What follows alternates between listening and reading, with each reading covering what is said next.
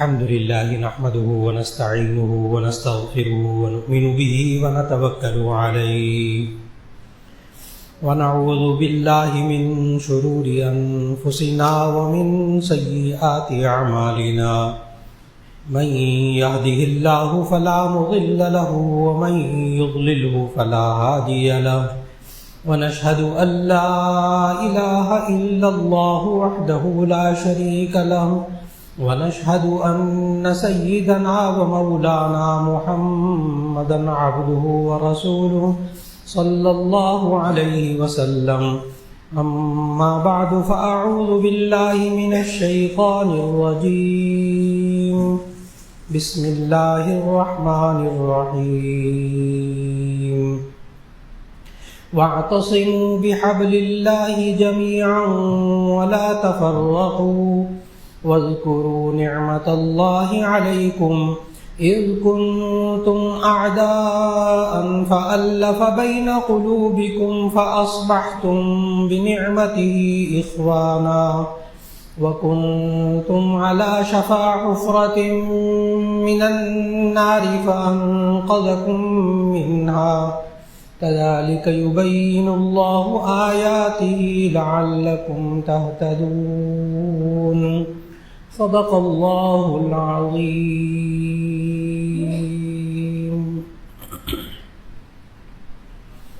اللہ رب العزت نے انسانوں کو پیدا فرمایا اور ان کو یہ زندگی دنیا کی گزارنے کا سلیقہ سکھایا، اور یہ انسان اس کو اللہ نے پورے قرآن حکیم میں یہ سمجھایا کہ یہ انسان اپنی اس دنیا کی زندگی کو اچھا بنانے کی فکر کرے۔ بہت سے لوگوں کے ذہنوں میں بزرگوں کا یہ جملہ ہوگا کہ ہر وقت آخرت کی فکر کرنی چاہیے، آخرت بنانے کی فکر کرنی چاہیے،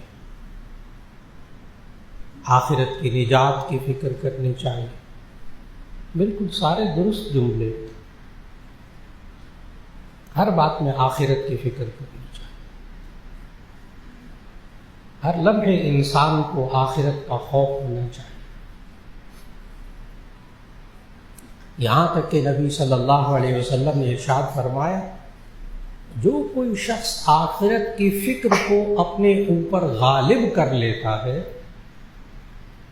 اللہ اس کی دنیا کی فکروں سے سارا کافی ہو جاتا ہے،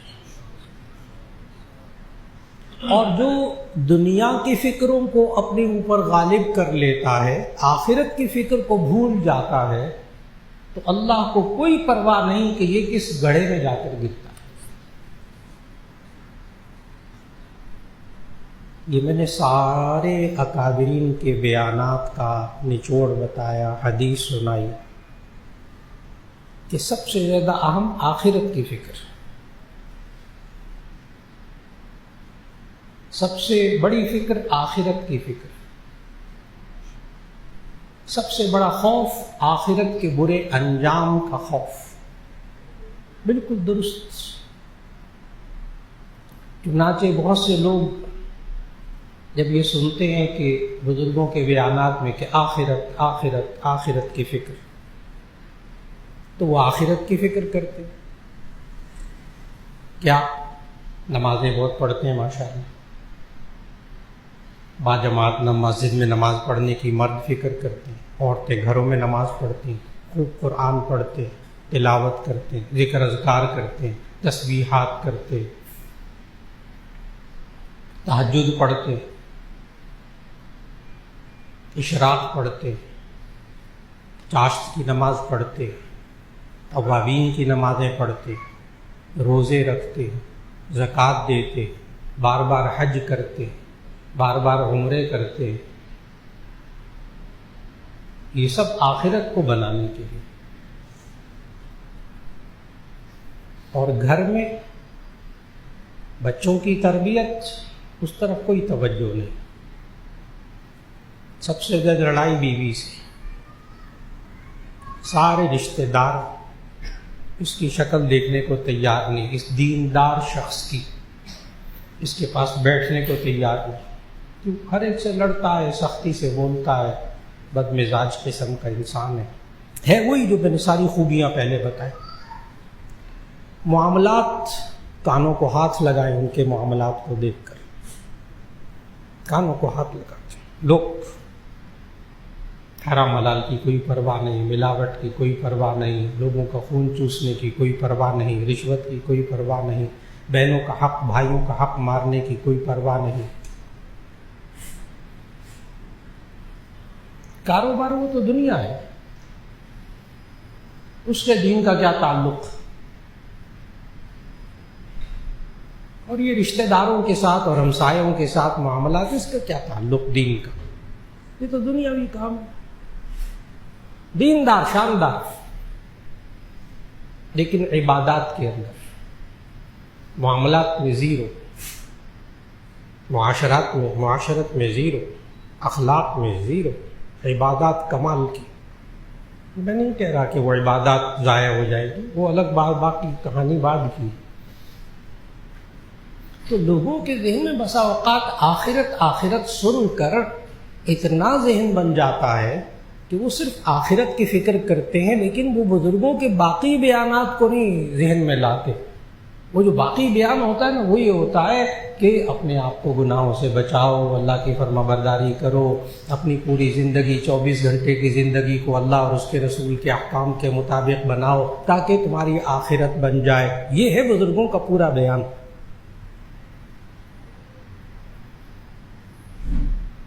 یہ ہے بزرگوں کا پورا بیان۔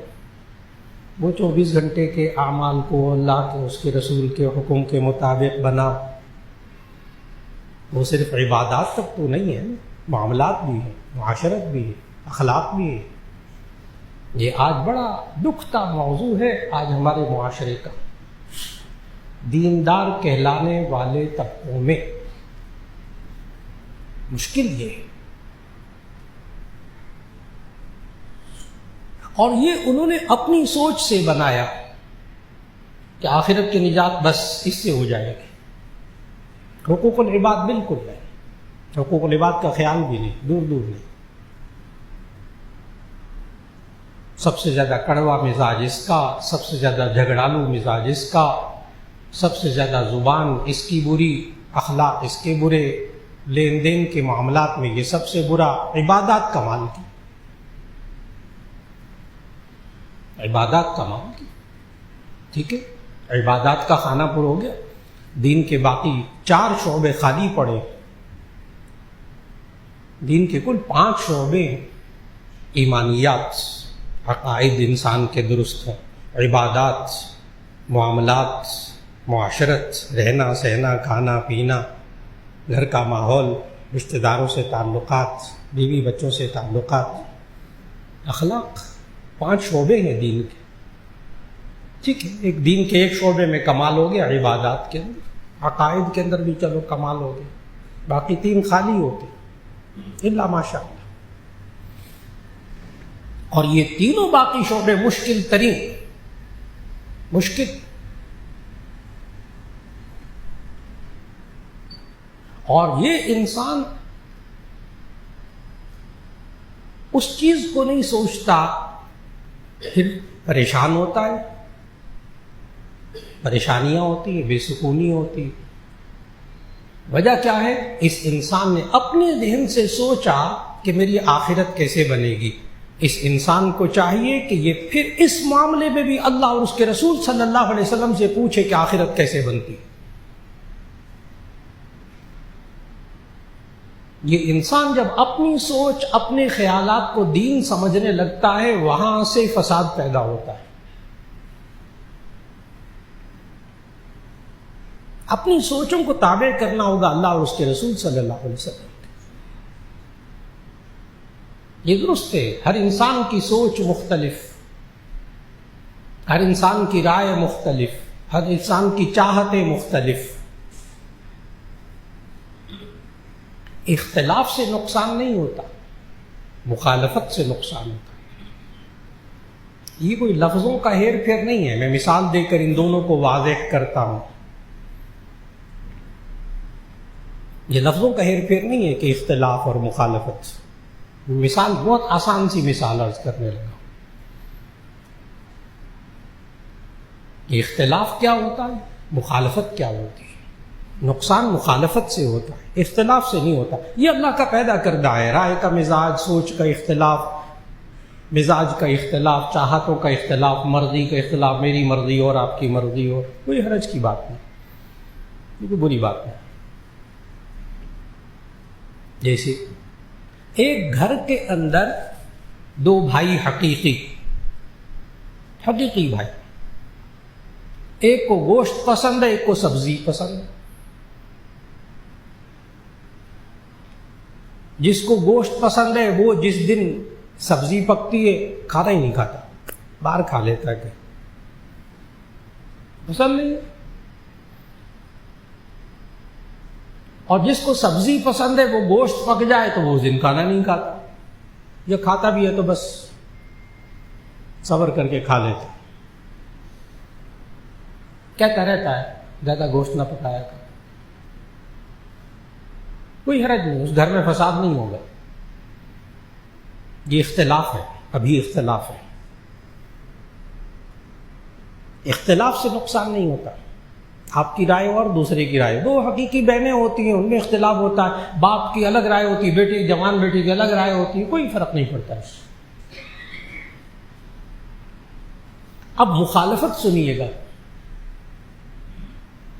کہ وہ جو سبزی کھانے والا تھا وہ گوشت کھانے والے بھائی کو کہنے لگا تم ظلم کرتے ہو جانوروں پر, جانوروں کو ذبح کرتے ہو, کاٹتے ہو, کھاتے ہو گوشت اس کا, تم ظالم ہو. اور جو سبزی کھانے والا تھا اس کو گوشت کھانے والا, گوشت پسند کرنے والا کہنے لگا تم سبزی خور ہو, تم سبزی خور ہو, تم ویجیٹیرین ہو, سبزی کھانے والے, تم ہندو ہو. ہندو نہیں کھاتے نا گوشت, سبزی کھاتے, ویجیٹیرین ہوتے. اب آپ سمجھ گئے فوراً. اب وہ ایک دوسرے کو گریبان کو پکڑیں گے, اس لیے کہ اس نے اس کو ظالم کہا, اس نے اس کو ہندو کہا.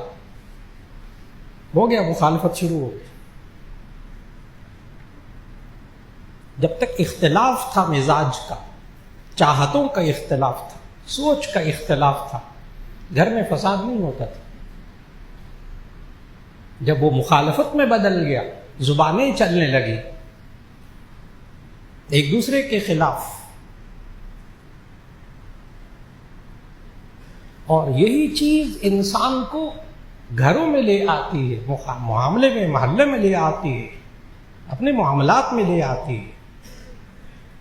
یہی زبان, یہی انسان کے رویے جب مخالفت میں آ جاتے ہیں وہاں سے نقصان پیدا ہوتا ہے.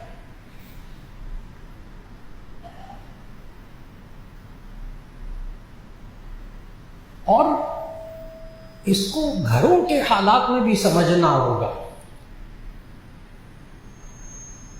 اس کو اپنے رشتہ داروں کے معاملات میں بھی سمجھنا ہوگا, اس کو اپنے کاروباری معاملے میں اس بات کو سمجھنا ہوگا. کاروباری معاملات میں اختلاف ہوتا ہے, ہو جائے, کچھ نہیں ہوتا. جس دن یہ اختلاف مخالفت میں بدلنے لگے گا, یعنی ایک دوسرے کو برا بھلا کہنا شروع کریں گے, وہاں سے بات بدل جائے گی.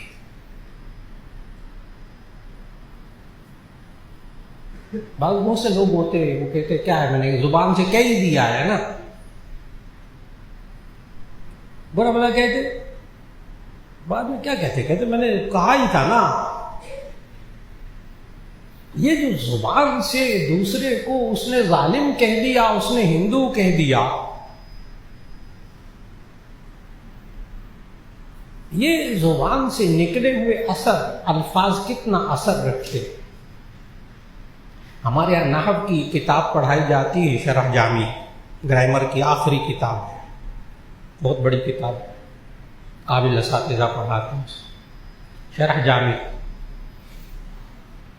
اس میں ملا جامی نے ایک بڑا خوبصورت شعر لکھا ہے ایک بات کو سمجھانے کے لیے. حضرت علی کرم اللہ وجہہ کا وہ شعر,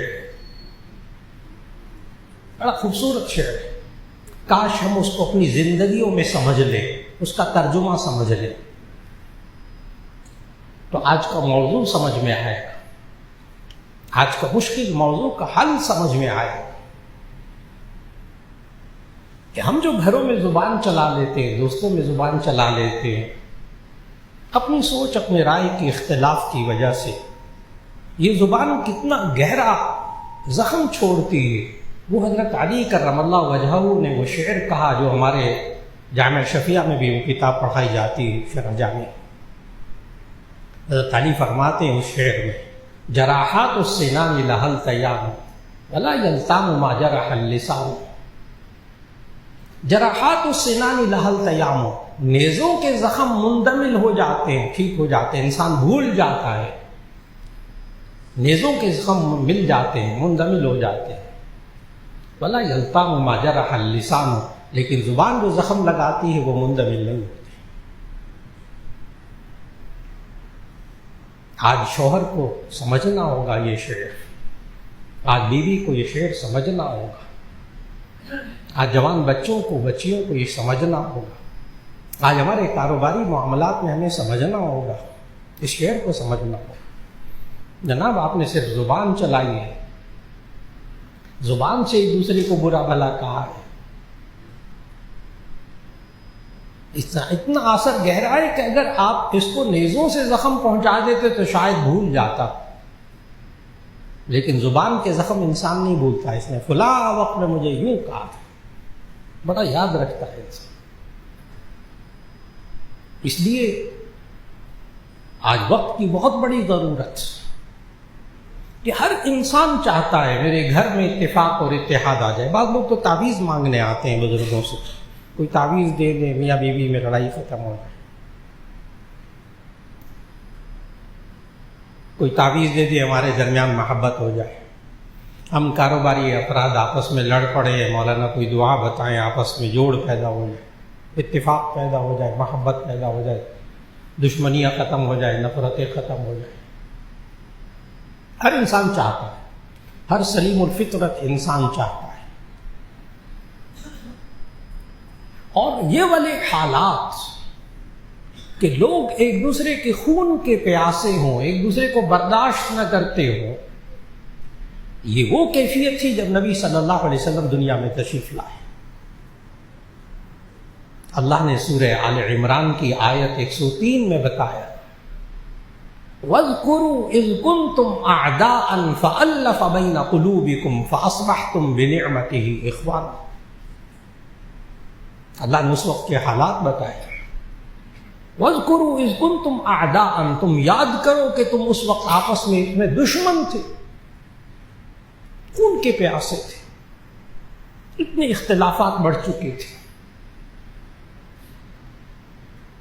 وہاں اس دور کے اندر جب نبی صلی اللہ علیہ وسلم تشریف لائے، مذہبی اختلافات موجود تھے، معاشرتی اختلافات موجود تھے، قبیلوں کے، ملکوں کے اختلافات موجود تھے، جنگیں ختم ہونے کا نام نہیں لیتی تھی،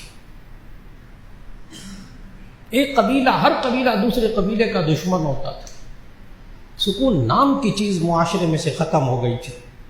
یہ اللہ نے بتایا، وَاذْكُرُوا إِذْ كُنْتُمْ أَعْدَاءً فَأَلَّفَ بَيْنَ قُلُوبِكُمْ، تم یاد کرو کہ تم آپس میں دشمن تھے، فَأَلَّفَ بَيْنَ قُلُوبِكُمْ، اللہ نے تمہارے دلوں کو جوڑا، اتفاق اور اتحاد پیدا کیا، فَأَصْبَحْتُمْ بِنِعْمَتِهِ إِخْوَانًا، تو تم نے صبح کی اس حال میں کہ تم بھائی بھائی ہو چکے تھے۔ اور پتہ ہے اللہ نے کیا کہا، وَاذْكُرُوا نِعْمَةَ اللَّهِ عَلَيْكُمْ، اور تم یاد کرو اللہ کی نعمت۔ یہ اتفاق اور اتحاد یہ اس وقت دنیا کی سب سے بڑی نعمت ہے۔ آپ کو بھی اندازہ ہو گیا ہے جب کئی ملکوں کی جنگیں شروع ہوئی اور کئی ممالک گزشتہ مہینوں میں اس لپیٹ میں آ گئے، مسلم ممالک لپیٹ میں آ گئے، اور شیطان نے اپنا کام شروع کر دیا تھا۔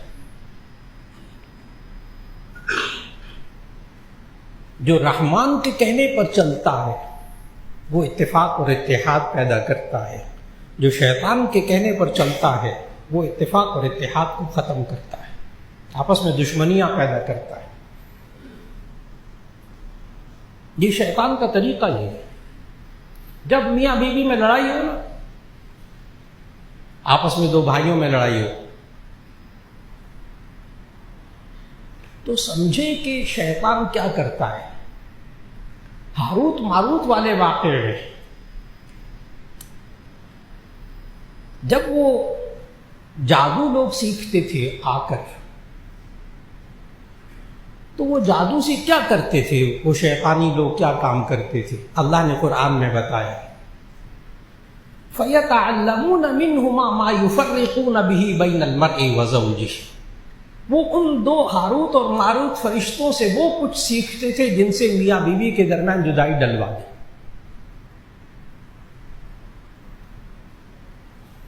جب میاں بیوی میں لڑائی ہونے لگے، جب تو بھائیوں میں لڑائی ہونے لگے، سمجھ لے کہ درمیان میں شیطان ہے، سمجھ لیں درمیان میں شیطان ہے۔ جب رشتہ داروں میں لڑائیاں ہونی شروع ہو، سمجھے درمیان میں شیطان ہے، وہ لڑائی کروانا چاہتا ہے، اتفاق اور اتحاد کا دشمن ہے۔ اب لوگ اتفاق اور اتحاد چاہتے ہیں، میاں بیوی بھی چاہتے ہیں، بچے جوان بچے بھی چاہتے ہیں ہمارا کوئی پیچ اپ کروانے ابا جی سے، بڑے ہم دور ہو گئے اپنے، کوئی اتفاق اور اتحاد کی کوئی صورت نہیں کر رہا ہے۔ آج لوگ اتفاق اور اتحاد پیدا کرنا چاہتے ہیں، پتہ کیسے؟ یوں کہتے ہیں میری مان لیں، جو میں کہتا ہوں اس پر متفق ہو جائے، اتفاق اور اتحاد ہو جائے۔ دوسرا کہتا ہے میری بات مانیں گے تو اتفاق اور اتحاد ہو جائے، اور یہی فساد کی جڑ ہے، یہی فساد کی جڑ ہے۔ میں نے بتایا لوگوں کے پاس نسخہ کیا ہے اتفاق اور اتحاد میں، میری بات مانیں، وہ کہتا ہے میری بات پر متفق ہو جائے، اتحاد ہو جائے، اور اللہ نے ہمیں قرآن میں کچھ اور سکھایا، اللہ نے قرآن میں کچھ اور سکھایا، اتفاق اور اتحاد کیسے پیدا ہوتا ہے۔ اسی آیت سے پچھلے الفاظ سورہ آل عمران کی اس آیت، وَاذْكُرُوا نِعْمَتَ اللَّهِ عَلَيْكُمْ إِذْ كُنْتُمْ أَعْدَاءً فَأَلَّفَ بَيْنَ قُلُوبِكُمْ، تم یاد کرو اللہ کی اس نعمت کو جب تم آپس میں دشمن تھے، اللہ نے تمہارے درمیان الفت محبت پیدا کر دی۔ اس سے پہلے الفاظ آیت کے یہ ہیں جو اللہ نے بتایا کہ کس طرح اللہ نے الفت پیدا کی، کس طرح اتفاق اور اتحاد اس معاشرے میں پیدا کیا۔ اللہ نے فرمایا وَاعْتَصِمُوا بِحَبْلِ اللَّهِ جَمِيعًا وَلَا تَفَرَّقُوا، یہ آیت کا پہلا حصہ ہے، وَاعْتَصِمُوا بِحَبْلِ اللَّهِ جَمِيعًا وَلَا تَفَرَّقُوا وَاذْكُرُوا نِعْمَتَ اللَّهِ عَلَيْكُمْ إِذْ كُنْتُمْ أَعْدَاءً فَأَلَّفَ بَيْنَ قُلُوبِكُمْ۔ وَاعْتَصِمُوا بِحَبْلِ اللَّهِ، تم اللہ کی رسی کو، حبل کہتے ہیں رسی کو، وَاعْتَصِمُوا اعتصام کہتے ہیں ہاتھوں کو نا بڑے زور سے کسی چیز کو پکڑ لینا مضبوطی سے، اس کو اعتصام کہتے ہیں عربی میں، اس لیے ترجمہ کرتے تم مضبوطی سے پکڑے رکھو اللہ کی رسی کو۔ اور تمام مفسرین اس پر اتفاق ہے ان کا کہ اس حبل اللہ، اللہ کی رسی سے مراد قرآن حکیم ہے، اللہ کی رسی سے مراد قرآن حکیم ہے۔ تم اللہ کی رسی کو مضبوطی سے تھامے رکھو، ولا تفرقوا، تم تفریقے میں مت پڑو، جدا جدا مت ہو جاؤ۔ عام طور پر جب یہ آیت پڑھی جاتی ہے تو 99% لوگوں کو یہی خیال ہوتا ہے یہ آیت علماء کے بارے میں نازل ہوئی، خدا کے لیے مولویوں کا سمجھاؤ آپس میں نہ لڑا کریں۔ اللہ نے کہا قرآن میں واعتصموا بحبل اللہ جمیعا ولا تفرقوا، اور عجیب بات عرض کرنے لگا ہوں، اس کو پوری آیت کو پڑھنے، یہ مولویوں کے بارے میں نہیں نازل ہوئی، اس میں وہ بھی شامل ہے، یہ تو میاں بیوی کے لیے بھی نازل ہوئی ہے،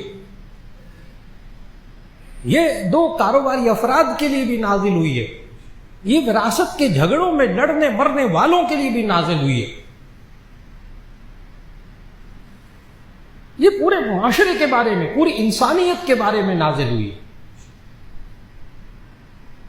یہ واعتصموا بحبل اللہ جمیعا ولا تفرقوا، یہ فرقہ بندی، یہ سارے کے سارے لوگوں کا نا یہی ذہن ہے. یہ آیت علماء کے بارے میں بیوی سے لڑ کر آتے ہیں، آیت واعتصموا بحبل اللہ علماء کو سناتے ہیں.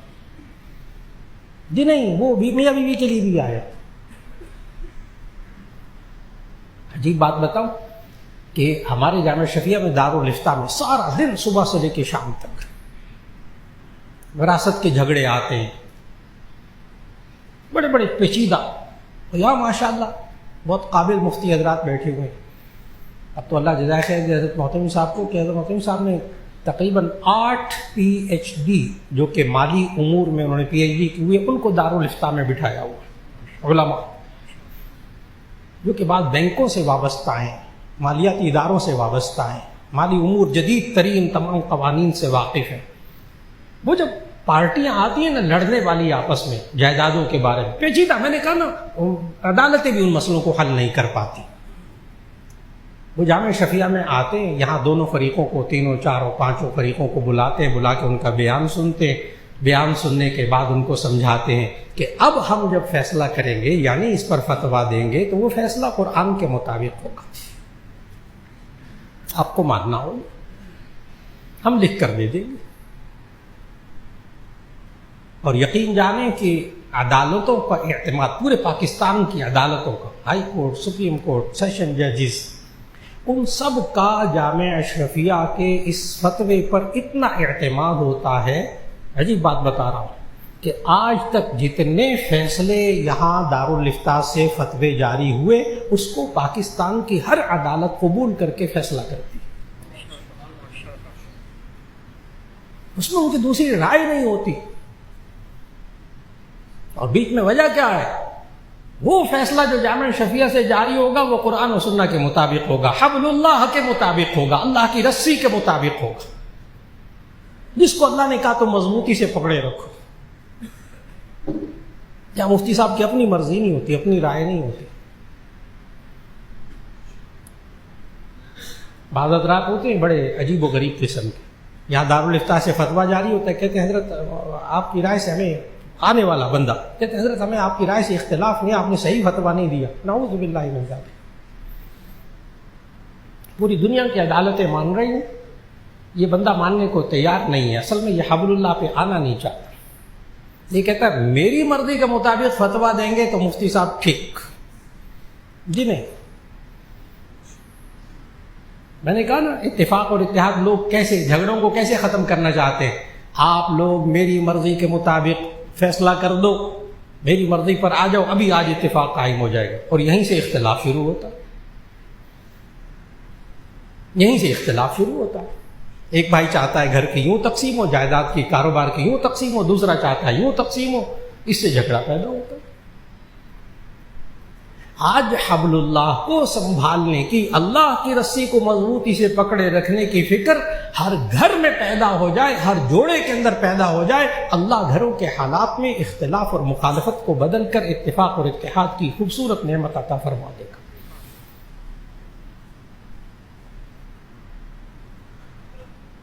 آج وقت کی بہت بڑی ضرورت ہے. اور یہ حبل اللہ کو پکڑنے کا طریقہ کیا ہے؟ اللہ کی رسی کو پکڑنے کا طریقہ کیا ہے؟ جب میاں بیوی میں اختلاف ہو، جب بچوں میں اختلاف ہو، جب معاشرے کے اندر اختلاف سامنے آئے، جب آپس میں پھوٹ پڑے کاروباری لوگوں میں، جب آپس میں لڑائیاں ہونے لگے، جب رشتہ دار آپس میں ایک دوسرے کے خون کے پیاسے ہو جائیں، تو ان کو چاہیے کہ یہ علماء کے پاس آئیں اور آ کر پوچھیں اللہ اور اس کے رسول صلی اللہ علیہ وسلم ہمیں اس معاملے میں کیا حکم دیتے ہیں، ہم ماننے کو تیار ہیں. اتفاق اور اتحاد قائم ہو جائے گا. اللہ جزائے خیر دے. ہمارے شیخ مجھ سے پہلے یہاں بیان فرماتے تھے، حضرت مولانا فضل الرحیم اشرفی صاحب رحمۃ اللہ علیہ. وہ متحدہ علماء بورڈ کے بھی چیئرمین اور آخر وقت میں یہ قرآن بورڈ کے چیئرمین. متحدہ علماء بورڈ کے چیئرمین ہوتے ہوئے وہاں تمام مکاتب فکر کے تمام چوٹی کے علماء اس میں موجود ہوتے تھے. یہ حکومت پنجاب کا ادارہ متحدہ علماء بورڈ پنجاب، اس کے سربراہ رہے حضرت محتمی صاحب، مولانا ارشد اویس صاحب یہاں موجود. وہ گواہ، وہی گواہ، آپ میں سے بہت سے حضرات گواہ اس بات کے کہ انہوں نے باقاعدہ تمام مکاتب فکر کے درمیان اتفاق اور اتحاد کا پورا ضابطۂ اخلاق تیار کر لیا تھا. تمام مکاتب فکر کے بڑے بڑے چوٹی کے بزرگوں کے اس پہ دستخط ہو گئے تھے. صرف قانون اسمبلی میں پاس ہونے سے رہ گیا تھا کہ اللہ نے ان کو اپنے پاس بلا لیا. اس حد تک ہمارے جامعہ شفیعہ کا مسلک یہ بھی اسی طرح. حضرت مولانا شرف علی صاحب تھانوی رحمہ اللہ کا وہ جو جملہ ہے کہ اپنے مسلک کو چھوڑو مت، دوسرے کے مسلک کو چھیڑو مت. اپنے مسلک کو چھوڑو مت. اختلاف ہے نا، کوئی بات نہیں، کچھ نہیں ہوتا، لیکن دوسروں کے مسلک کو چھیڑو مت، کیونکہ اب کیا شروع ہو جائے گی؟ مخالفت. میرا خیال ہے بات بہت اچھی طرح واضح ہوگی. جب چھیڑو گے تو کیا پیدا ہوگی؟ مخالفت. وہی جو میں نے مثال دی ہے سبزی اور گوشت والی، دو پہ بھائیوں کی پسند اپنی اپنی. جب تک پسند اپنی اپنی تھی کوئی اختلاف نہیں تھا، لیکن جس دن گوشت کھانے والے نے کہا اس کو، سبزی کھانے والے کو، تم ویجیٹیرین، تم ہندو سبزی خور، اور سبزی خور والے نے کہا تم ظالم و جانوروں کو کاٹ کے گوشت کھاتے ہو، بس ہو گئی، لڑائی شروع ہو گئی دونوں بھائیوں. گھر کا سکون ختم ہو گیا.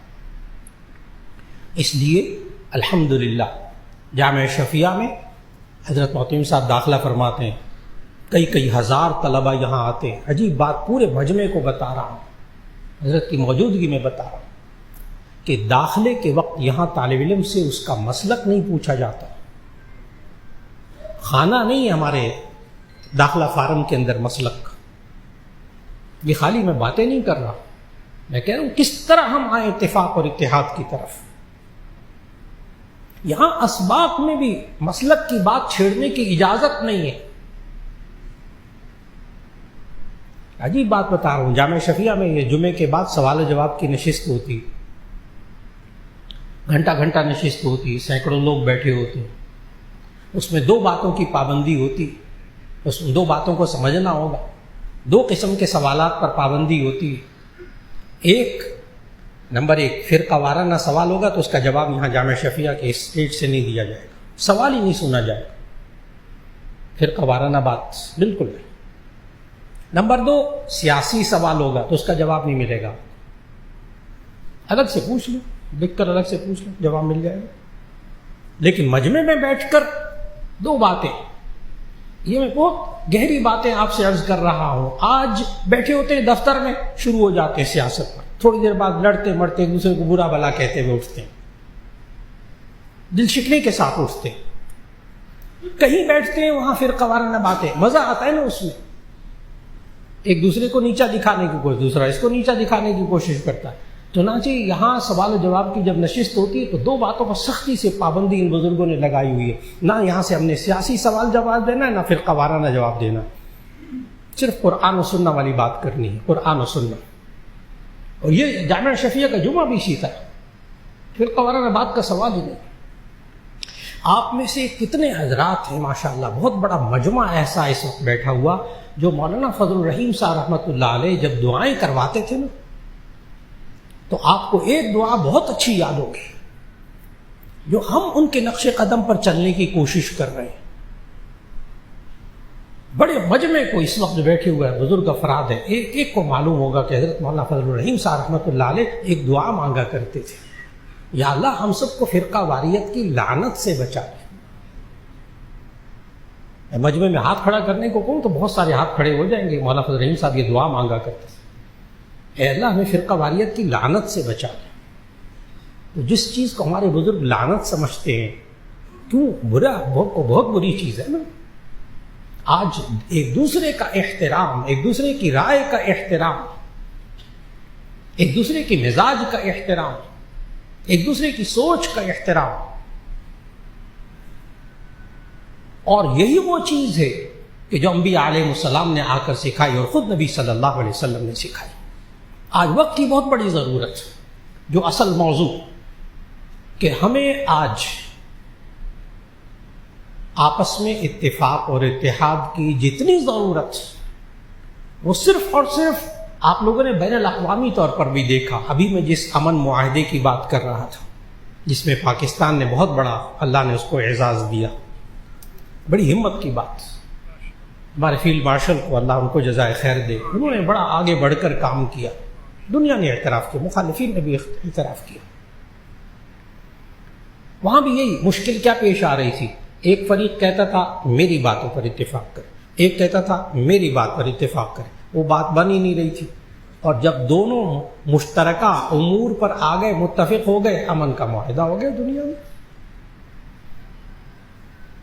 بالکل اسی طرح ہمیں آج اپنے میاں بیوی کی زندگی میں بھی یہی کچھ کرنا ہوگا.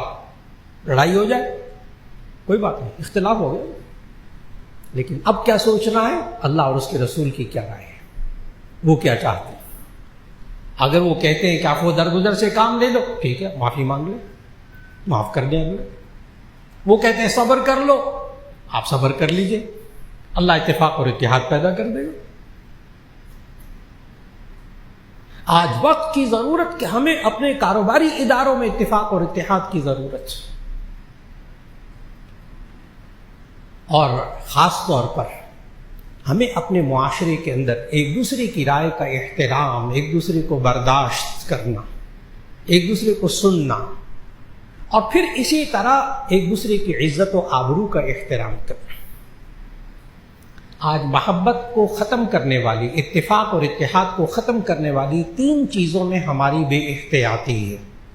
3 چیزوں میں معاشرے میں، میں پھر کہہ رہا ہوں گھروں میں بھی یہ آیت وَاعْتَصِمُوا بِحَبْلِ اللَّهِ جَمِيعًا وَلَا تَفَرَّقُوا، یہ صرف علماء کے لیے نہیں ہے، علماء بھی شامل ہیں اس میں، سب لوگ شامل ہیں.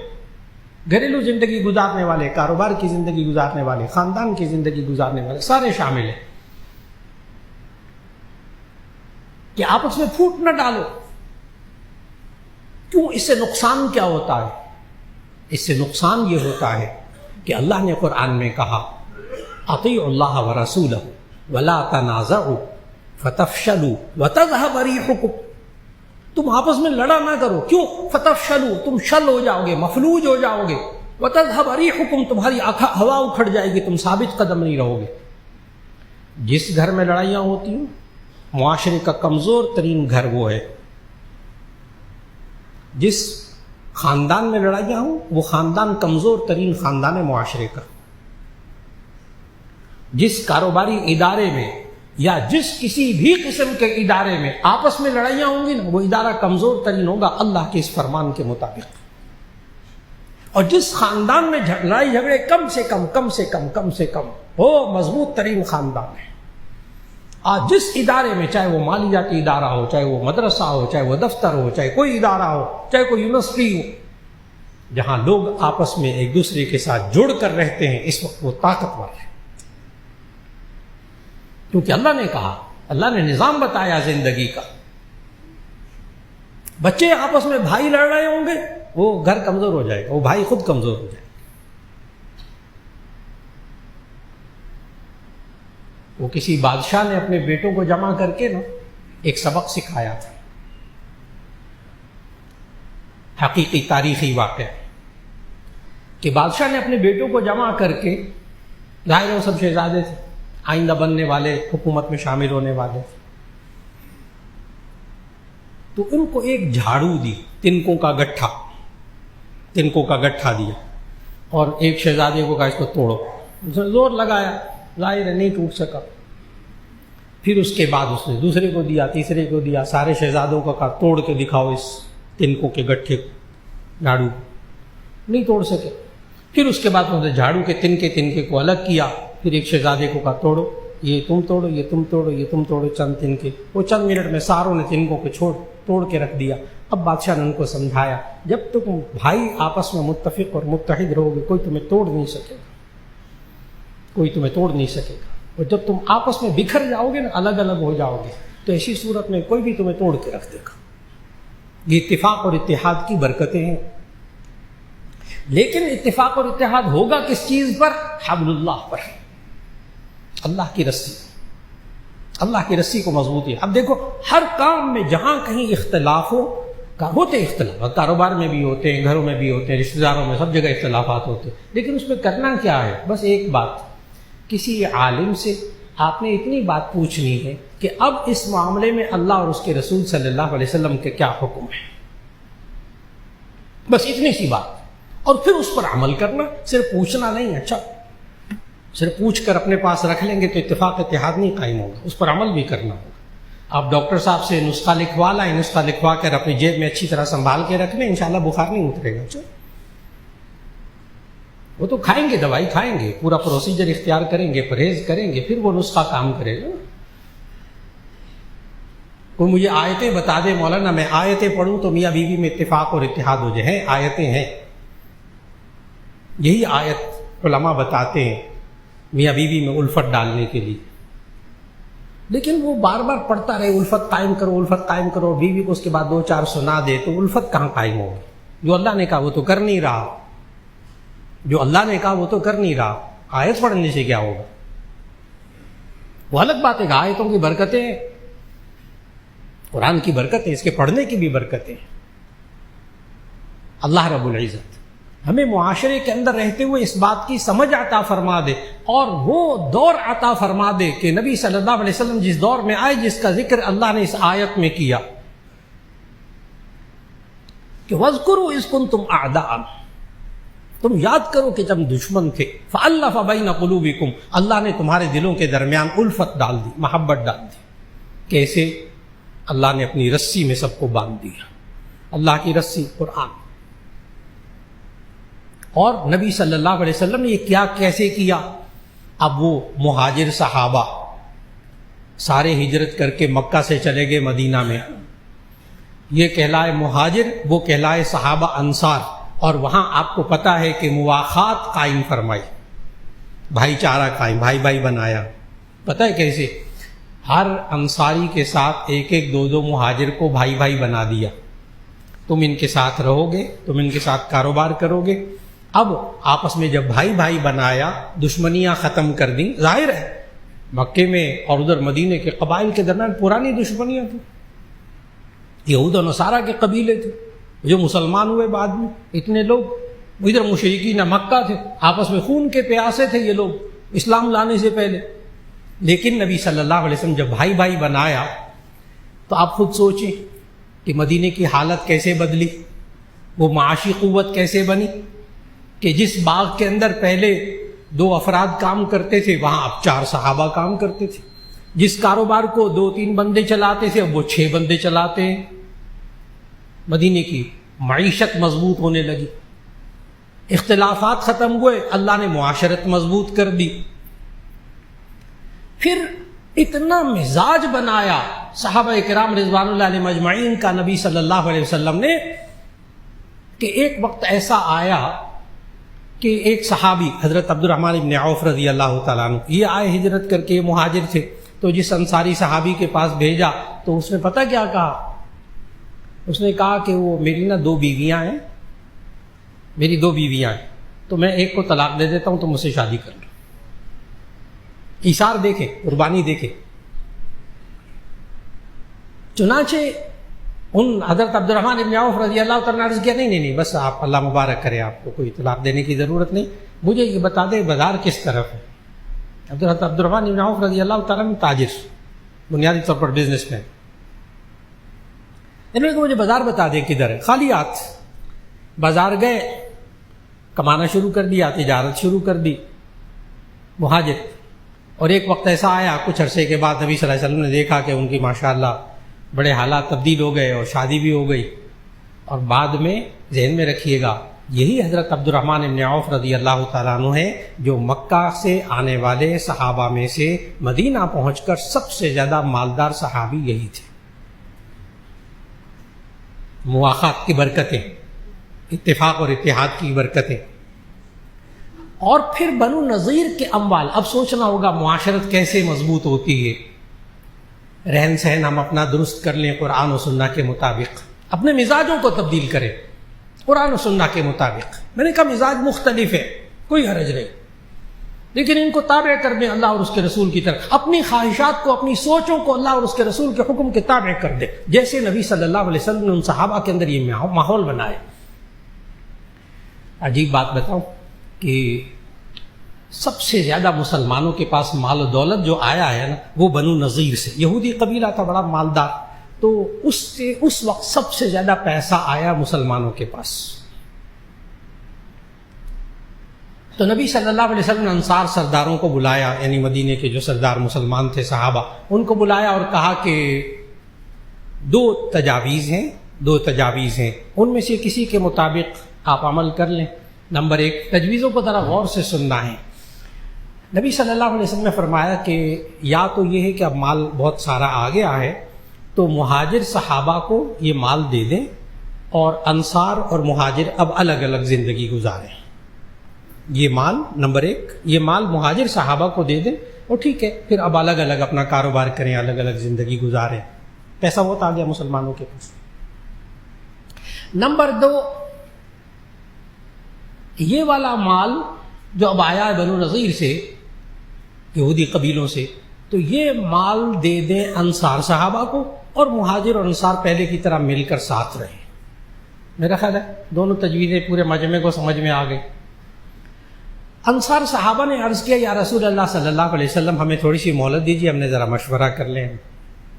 وہ مشورہ کرنے لگے، مشورہ کر کے آئے، کہنے لگے یا رسول اللہ صلی اللہ علیہ وسلم ایک تجویز ہماری طرف سے ہے، تیسری تجویز اگر آپ قبول فرما لیں، اور وہ تجویز یہ ہے میرے محترم بڑے غور سے، ہم کیسے حبل اللہ پر عمل کریں، اللہ کی رسی کو کیسے تھامیں۔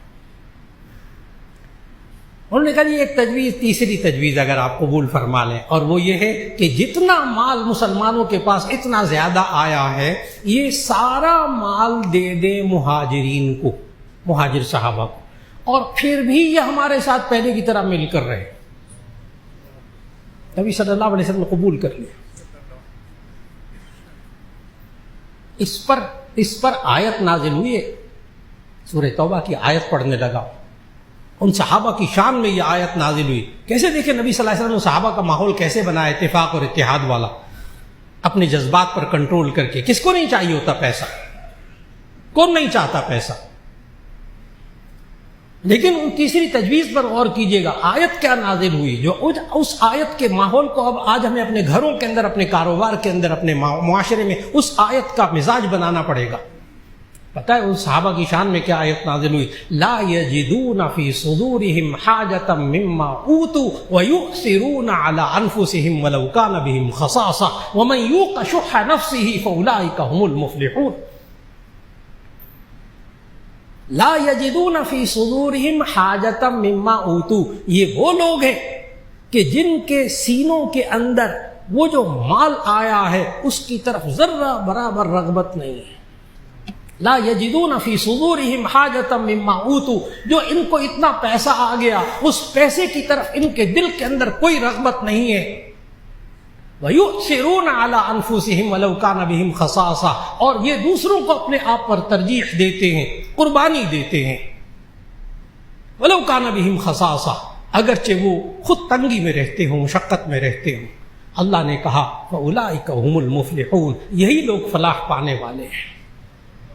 اللہ رب العزت ہمیں اپنے معاشرے کے اندر، اپنے گھروں کے اندر اتفاق اور اتحاد کی دولت عطا فرما دے، اور اللہ ہمیں معاشرے کے اندر سے فرقہ واریت کی لعنت سے اللہ بچا لے، اور اللہ ہم سب کو گھروں کے اندر، میاں بیوی کے اندر، بچوں کے اندر، کاروباری اداروں کے اندر، سب اداروں کے اندر اللہ اتفاق اور اتحاد قائم فرما دے اور اس کی برکتیں ہمیں عطا فرما دے۔ دعا فرما لیجیے گا۔ الحمدللہ رب العالمین، اللہم صلی علی سیدنا ومولانا محمد وعلی آل سیدنا ومولانا محمد وبارک وسلم۔ ربنا آتنا فی الدنیا حسنۃ وفی الآخرۃ حسنۃ وقنا عذاب النار۔ یا اللہ ہمارے گناہوں کو معاف فرما، ہماری لغزشوں کو، کوتاہیوں کو معاف فرما۔ یا اللہ آج ہم قرآن سے دور ہوئے جس کے نتیجے میں یا اللہ ہمارے معاشرے کے اندر اتفاق اور اتحاد میں کمی آ گئی، اے اللہ تو ہمیں معاف فرما دے۔ یا اللہ ہم سب کو حبل اللہ قرآن حکیم کی اس رسی کو مضبوطی سے تھامنے کی توفیق عطا فرما۔ نبی کریم صلی اللہ علیہ وسلم نے جو مدینہ میں اسلامی ریاست قائم کر کے اس میں اتفاق اور اتحاد پیدا کر دیا، پرانی دشمنیوں کو، اختلافات کو، مخالفت کو ختم کیا، اے اللہ ہم سب کو بھی نبی صلی اللہ علیہ وسلم کے نقش قدم پر چلنے کی توفیق عطا فرما، ہم سب کے آپس میں لڑائیوں کو ختم فرما دے، مخالفتوں کو ختم فرما دے، یہ بے چینیوں کو ختم فرما دے۔ یا اللہ ہمیں اپنی زبان پر قابو پانے کی توفیق عطا فرما، دوسروں کا جان مال عزت و آبرو کا احترام کرنے کی توفیق عطا فرما، اور یا اللہ جو بیمار ہیں سب کو شفا عطا فرما، جو پریشان حال ہیں ان کی پریشانیوں کو دور فرما۔ خصوصاً دعا کیجیے گا کہ ہمارے گزشتہ روز ہمارے جامعہ شفیہ کے امام صاحب استاذ حضرت مولانا محمد حسن اشرفی صاحب رحمہ اللہ دامت برکاتہم کا بیٹا محمد حسین اشرفی بہت نوجوانی میں 19 سال کی عمر میں انتقال کر گئے۔ یہ حضرت مولانا فضل الرحیم صاحب رحمۃ اللہ علیہ کے نواسے تھے، مولانا عبد الرحمن اشرفی رحمہ اللہ کے پوتے تھے۔ یا اللہ اس کو جنت الفردوس عطا فرما، ان کے پسماندگان کو صبر جمیل عطا فرما۔ مولانا فضل الرحیم صاحب رحمۃ اللہ علیہ کی اہلیہ محترمہ ان کی نانی لگتی ہیں، اللہ ان کو بھی صبر عطا فرمائے، ان کے والدین کو بھی صبر عطا فرمائے، تمام ان کے عزیز و اقربا کو صبر عطا فرمائے، اور اس بچے کو جنت الفردوس عطا فرمائے۔ یا اللہ ہم سب کو بھی آخرت کی فکر عطا کرنے کی توفیق عطا فرما۔ یا اللہ اس کے لیے ہمیں دنیا کی زندگی کو اچھا بنانے کی توفیق عطا فرما، قرآن و سنت کے مطابق اپنی دنیا کو اچھا بنانے کی توفیق عطا فرما، تاکہ ہماری آخرت بھی اچھی ہو جائے اور اللہ ہمیں جہنم کے عذاب سے بھی بچا لے۔ وصلی اللہ تعالی علی خیر خلقہ محمد وآلہ واصحابہ اجمعین برحمتک یا ارحم الراحمین۔